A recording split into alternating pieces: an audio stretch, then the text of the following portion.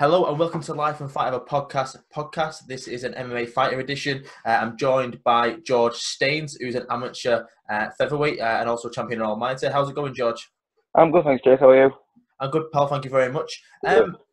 This sort of chat interview came about in response to Liam McCracken. Obviously, I had an interview with him, chat with him about just over a week ago. You shared that. We got chatting. We said, we'll give you a chance to respond. But like I said just before we went live, we want to give this a platform for people to get to know you as well. So you're now 19 years old. You're a 6-0 amateur. Like I said, also you're Almighty FC's featherweight amateur champion. So how did you get into martial arts? It's quite funny, really, because my dad used to take me to watch Hull City when I was like 6 and 7. And the owner of my gym, Mel, who also, went to football. My dad knew him, for years, watching football together. And he just said to my dad, bring him down one day, get him training kickboxing. And I've just been doing it ever since, really. So how old was you back then? A few years ago, or? That was 7. I was 7 then. Wow. Okay. So what did you do at that point? Did you stop going to watch the football, or is it still you still do both? No, I don't. I used to play football at the time as well, but I had to stop really just because it was too much. I wanted to dedicate more time, to doing MMA and kickboxing. Sweet. So do you still follow football in Hull City? I follow a little bit because my dad's still a big fan, to be fair. Still quite, big in the house. Ah, right, okay. So would you say he's disappointed that his son doesn't play football? Oh, no, because I was talking to him about this the other day, to be fair, because obviously, like I said, I was playing football and kickboxing at the time. Yeah. And because my sister was doing performing arts at the time, so on a Tuesday, he'd have to take me to the gym, take her to do dance and singing, and then have to take me to football. So, quite a busy night for him. And he said to me, George, you got to pack on in after football.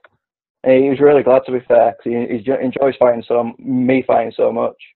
Awesome. So that was when you were 7. You started the kickboxing route, and that's was it still then Fight Ministry Hull? Was it still that's 12 years ago?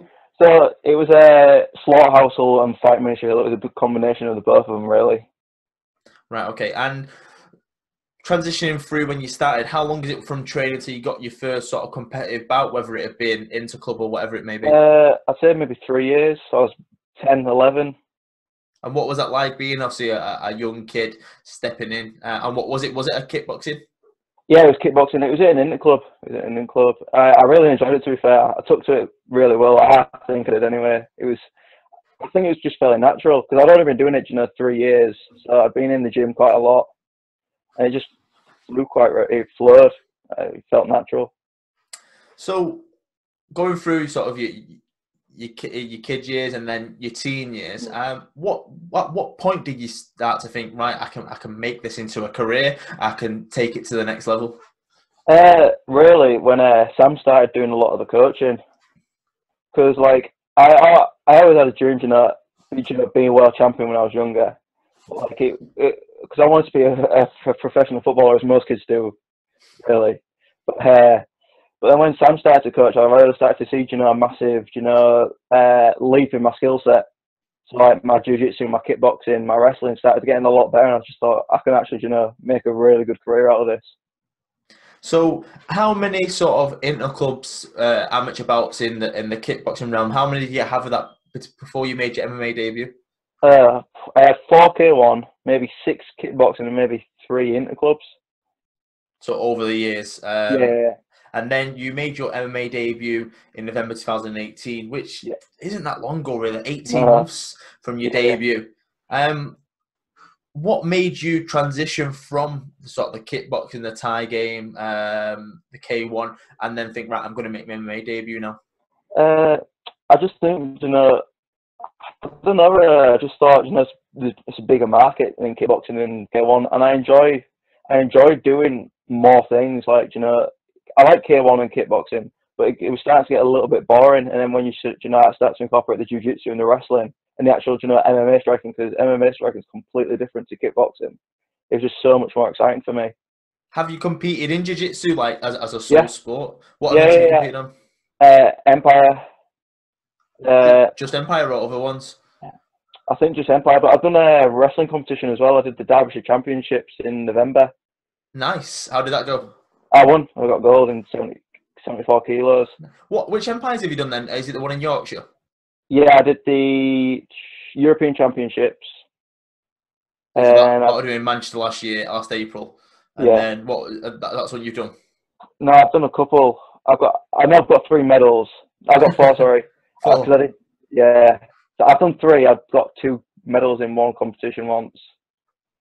I can only remember the European Championship one. No worries. So you made your debut in November 2018. That was against Callum Cundle. That was on Almighty. How do you find that as a debut? As an opponent, as the fight, as an MMA debut? I like it as an MMA debut. Really, I thought it was quite. It's one of my favourite fights, even though it's my debut. I still like it a lot. Like for a debut as well, because I had my original opponent pulled out like 2 weeks before the fight, so I had to. And there was no footage of Callum Cundell before. I hadn't seen him do anything before, so it was a bit on the fly. Of course, like obviously you're both MMA debuts, but I'm presuming if someone googled your name, they'll be able to find some sort of footage. Oh yeah, there's some K1 footage of me. So that's what I mean. So he maybe googled you, like most fighters do anyway. They research a little bit, or at least the team does. They probably found a bit on you. You couldn't find anything on him. How do you find? How do you walk into the unknown in your head? Do you find that more comfortable because you think, right, I'm trying to implement my game plan, or was you like nerves a little bit? No, I'm never really nervous for a fight.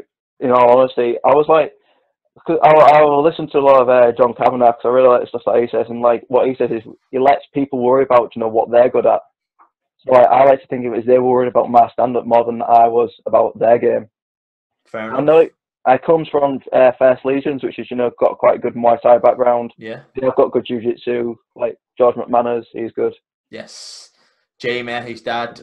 Yeah. They've got a great gym over there. So you know sort of what they're about. So you walk in there, you finish in with punches in the second round. Yeah. What's that like, getting that win on that debut? It was a good buzz. It was a really good buzz, like, because you don't want to lose your debut because it's your first experience. It's not your first experience of MMA. It's your first live experience of MMA. There's actual risk element to it. It was It was really good. I had a good buzz. So that was November 2018. Literally 2 weeks later, give or take, you face Stafford Swainston on Cage Steel. Obviously, was that in Doncaster? Yeah, Doncaster. So quick finish here. So 32 seconds, guillotine choke. Just talk us through that, if that's short, 32 seconds. So we just float around. We measure each other up as like most fighters do, experienced fighters. So I know he's had a lot of good Thai background. Then he shot him for a double leg on me, and I caught the headlock, and I managed to stand back up on it, but I felt the guillotine was really tight, so I jumped back down for it, like a seated guillotine. Yeah. It just flopped. Wow. So you're 1-0 going into this fight. From what I can see here on Tapology, it's 99% right. Sometimes obviously a few records that are wrong, but he's 2-0. Was you able to look at footage for him? Obviously, like you had the unknown with Callum Cundell. Do you have a bit of? Could you find? Yeah, I watched both of his fights. I can't remember who we fought, but I watched both of them. I was like, I was fairly comfortable with my ability to beat him. Sweet. So 2-0. Rounds out 2018 within a 2-week window. Then Christmas hits. Obviously, nothing's on from Christmas till probably end of February anyway. Return to Almighty, and you face, I'll try and pronounce this, Bartek Kapchik. So that's 23rd of March 2019. He's 5-0, you're 2-0. Yeah. What made you want to step up against an opponent like that? Obviously, you've got your background, so you're confident in your ability anyway. But it's 5-0 against 2-0. It's a bit of a big difference. What made you confident going into that with your team? It wasn't me who chose that fight. My original opponent, I was supposed to fight, was 2-1, which is a bit more of a similar matchup. Yeah. He pulled out with a back injury, I think it was. Right. And then I got matched against this other kid, and he pulled out. And Bartek was the only one who, was left and wanted to fight me. And I was like, because I prefer, if I had the choice to fight or not to fight, I'd 100% choose to fight. Like, I'm not going to pull out of a fight, just because I might be a bit, more experienced than me. It's experience for me at the end of the day. So it's good either way. That's what amateur is about. So another quick finish. So that's first round, 1:34. So you've defeated a 5-0 guy, puts you to 3-0. What sort of confidence does that give you that you beat someone that had such a good record and was undefeated? Oh yeah, it's a massive boost because you come into the thing I think for a lot of my fights, especially with that one 5-0 and 2-0, I was a massive underdog. He was a bit bigger than me as well, and it was just a massive boost. I felt really good again after the fight. So you're now 3-0. Technically, as we're talking right now, so we can say that's halfway through your amateur career. Yeah. Looking back at the first 3 fights, how do you feel like you were progressing? I feel like I was getting better with each fight, and being more of a threat with each individual performance. Awesome. So, 4th fight against Bronson Price from Hammer. Yeah. Obviously, he's 7-0, so that's even increase on Bartek. Bronson has got a great record at that point. He's a great fighter. He's a young, hungry fighter, just like you. Very strong, very agile. What's your thought process going? Is this another last-minute change, or is this because you beat a 5-0? You think, right, I need to step up now. I want to start moving towards that belt. No, Sam got me on the phone and said, George, I've got this real good kid for you, Bronson Price, that I want you to fight, and if you beat him, it'll be a massive milestone for you. I was like, yeah, sign me up, so I'm game for it. So, what did you know about Bronson at the time by that call, and how did you sort of implement your game plan in that fight? I know he was like 7-0. I know he was like 4th ranked featherweight in the country at the time. Yeah. I know he was really good at arm bars. So a lot of the time I was, drilling armbar defenses, not letting him get my arms, being really tight on the floor. And we know he's good on the cage, so we worked, a lot of anti-cage wrestling stuff for him. So we knew he had a tight body lock, so working, all that type of stuff. And the fight, it didn't go exactly how I thought it was going to go, but I was happy with the result.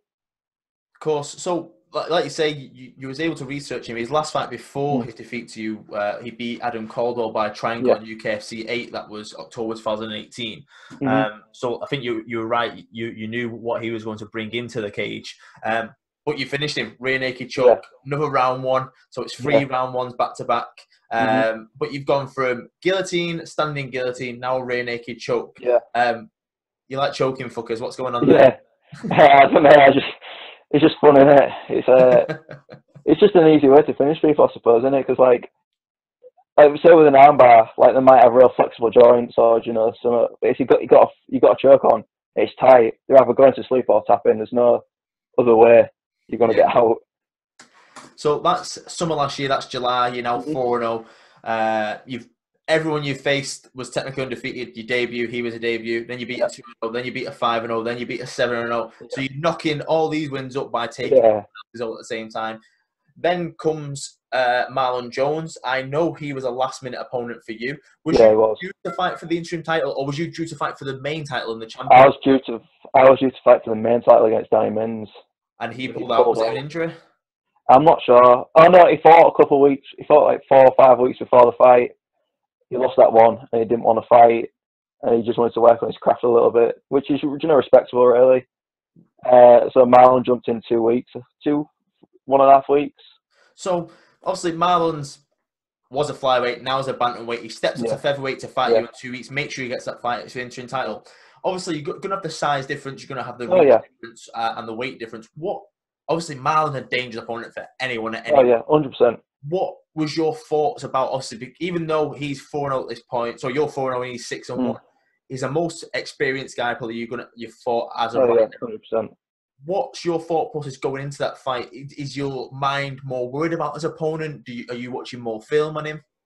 I'm not going to say I was worried because that sounds bad. I wasn't worried.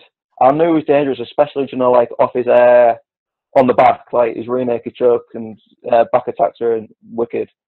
The fight after, man, was it Mako White that he fought? Finished him in the first round with a rear naked choke. Yes, that was on, I think it was the same as, so he fought in Liverpool and then fought you 2 weeks later, similar to your debut. Yes, that's right. So Mako White was just after, sorry. So 3 weeks after. I watched that and it was like, that was a real good finish. And so I knew he was good on the, on the back. I knew he was, he had whippy kicks. He was fast. I knew he'd be, naturally being a bit smaller than me, a bit lighter maybe. I knew he'd be faster, slightly bit faster on me. So I wasn't worried, but I knew, the dangers that I had or represented. Cool. So going into that fight, Marlon had just beat Tom Wright on UKFC, similar to the Bronson Price. So just coming off a UKFC win.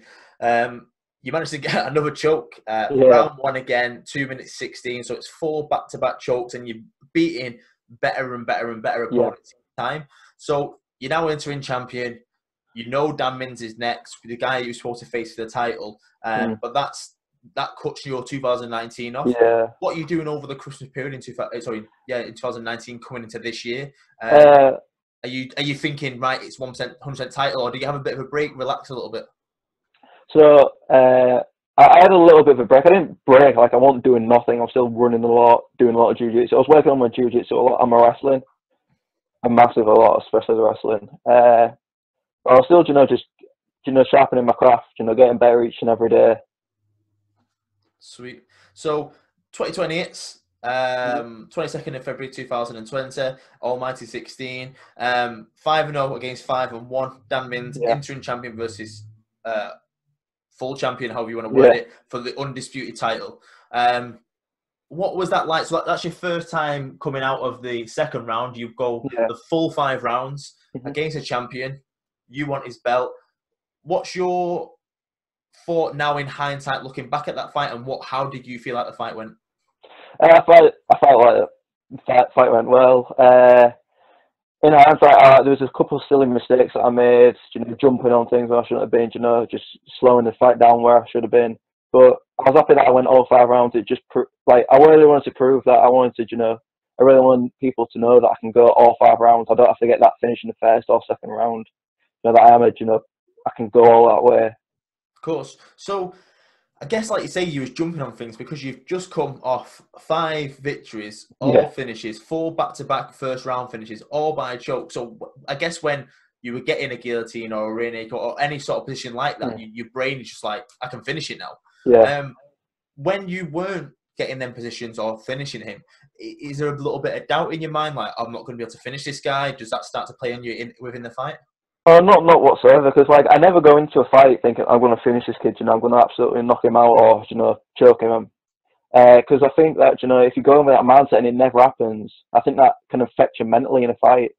You do start doubting yourself, like you say. But no, I had no doubt or anything in the fight. So comes to a decision, judges put it in your favour. Undisputed Almighty Featherweight champion, 6-0. That rounds up to 22nd February this year. Yeah.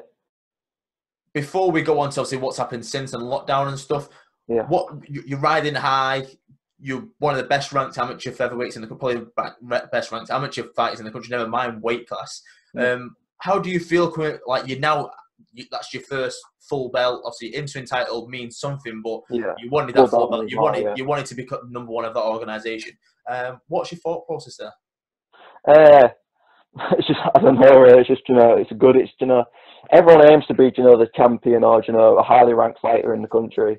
And I'm just real happy that I've got there. I know it adds, puts a huge target on my back. Not huge, but, puts a target on my back. People are going to want to fight me. I'm going to want to fight people to, to defend my belt, defend my place in, the featherweight rankings. Of course. So that's literally within a week before lockdown hits, COVID-19. What have you been doing as an athlete between them? Because obviously you're on such a good run and it sort of slows everything down. That must be frustrating. What's sort of going in your head, and how are you keeping active? It's been super frustrating. I've been I like to run. I'm a keen runner. I've been doing loads of running. Been doing half marathons. I'm going to do another half marathon on Sunday this week. Wow. Been doing loads of. I got a bag the other week, so I've just been doing some bag work, keeping everything sharp, shadow boxing, skipping, doing little weight circuits, stretching myself off so there's no niggles and I've got good mobility still. I don't seize up anywhere.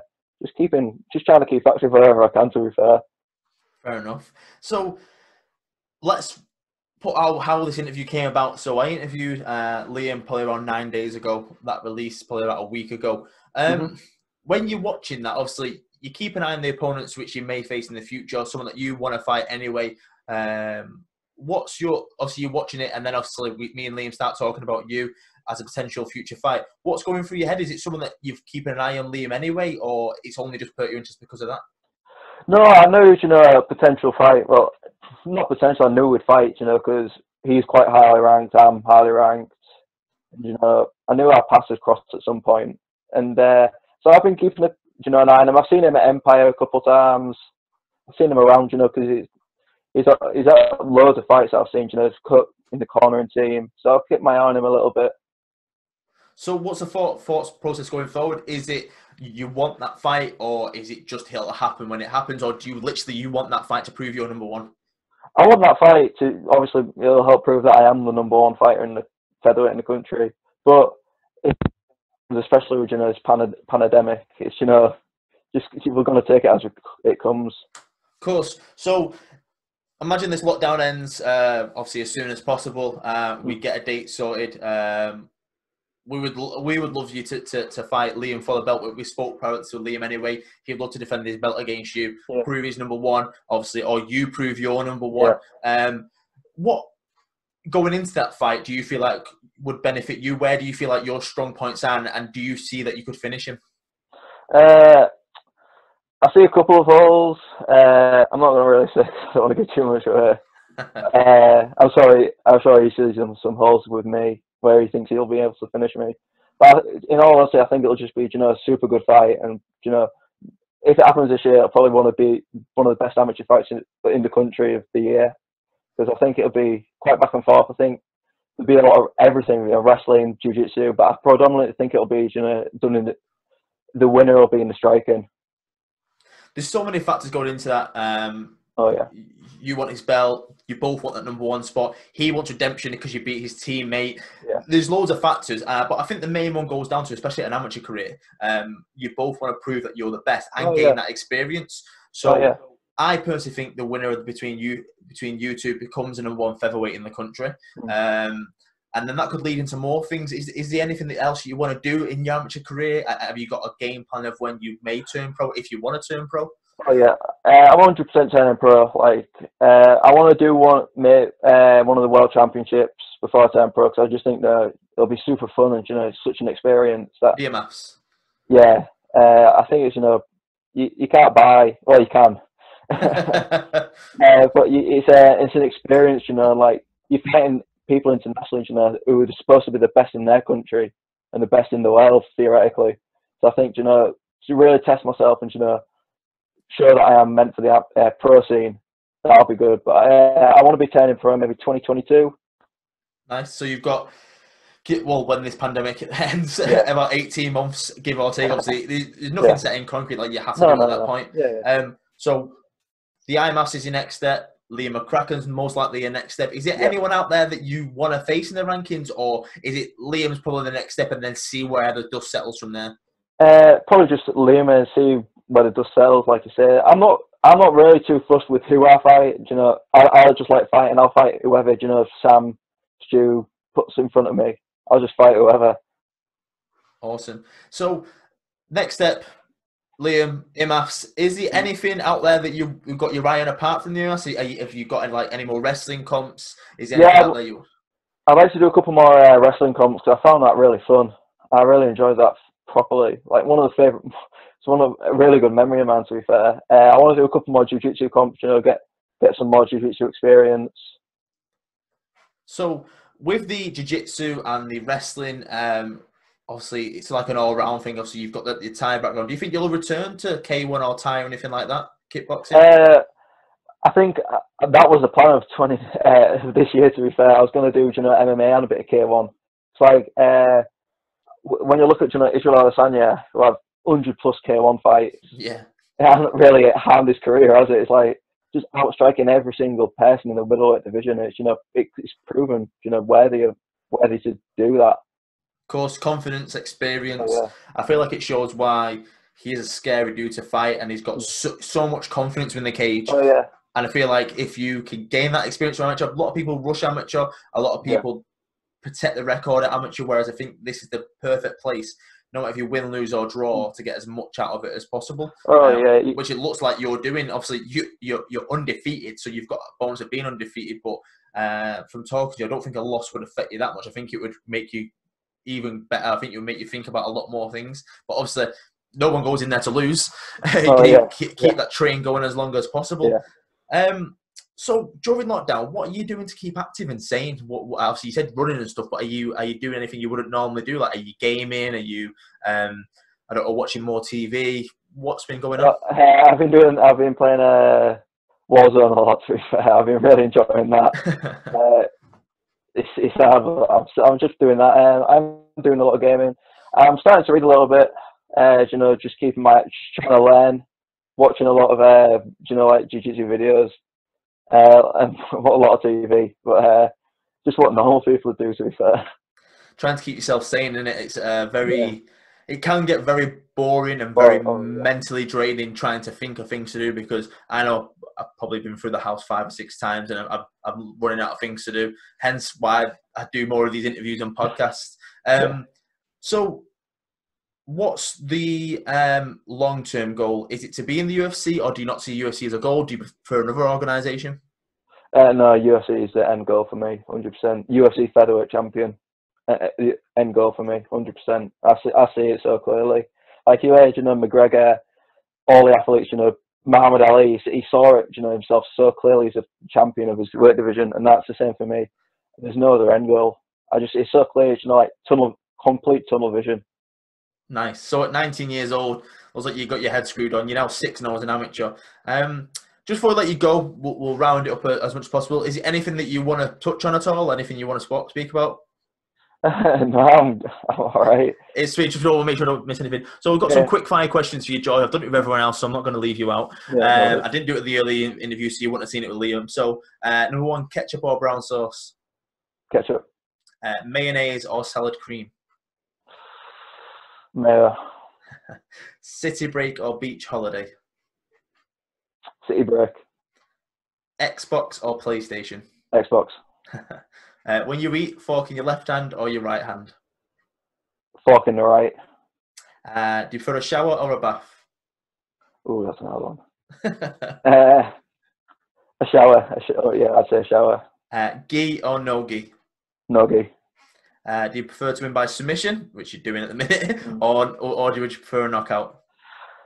I think submission, because it's skill based, and sometimes a knockout can be a lucky punch. Fair enough. Do you prefer a war or a quick finish?